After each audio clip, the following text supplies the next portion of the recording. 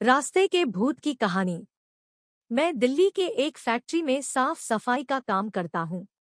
मेरा घर फैक्ट्री से 5 किलोमीटर की दूरी पर है। मेरे पास एक साइकिल है जिससे मैं अपने घर से फैक्ट्री और फैक्ट्री से घर आता जाता हूँ।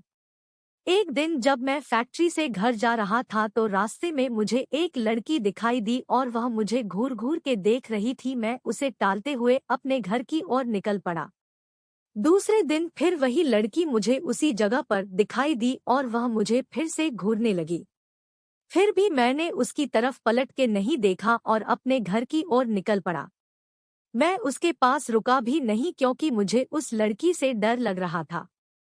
वह लड़की कई दिनों तक मुझे देखती रहती थी। एक दिन वह लड़की वहां पर नहीं दिखाई दी तो मैं सोच में पड़ गया, ऐसा क्या हुआ जो वह लड़की आज नहीं आई।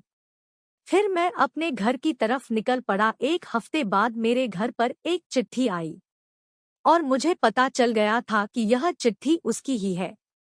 उसमें उसका नाम सीमा लिखा हुआ था और उसमें से एक फोटो निकली थी जो कि उसी लड़की की थी।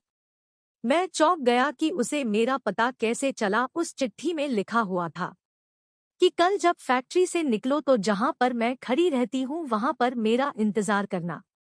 उसके दूसरे दिन मैं वहां पर पहुंच गया तो वह लड़की वहां पर नहीं खड़ी थी। मैंने काफी इंतजार किया। फिर मैं अपने घर की तरफ चल दिया और तभी मुझे याद आया कि वो जो चिट्ठी आई थी उसमें उसका पता तो होगा। फिर मैं उसका पता पढ़कर उसके पते के अनुसार मैं उसके घर मिलने के लिए गया। दरवाजा खोलते ही एक आदमी आया और बोला कि क्या काम है। तो मैंने बोला कि मुझे सीमा से मिलना है। तो उस आदमी ने बोला कि मैं उसका पापा हूं और सीमा को मरे हुए 2 महीने हो चुके हैं।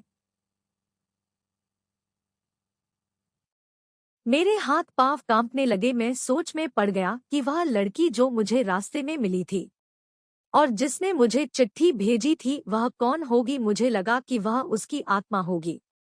तभी सीमा के पापा ने मुझे दिखाया कि देख लो, उसकी तस्वीर पर माला पड़ा हुआ था। तभी मैं भागकर अपने घर पहुंचा। फिर मैंने उस चिट्ठी को जला दिया और उस दिन के बाद से मैंने कभी भी अनजान लोगों से मिलना और बात करना बंद कर दिया।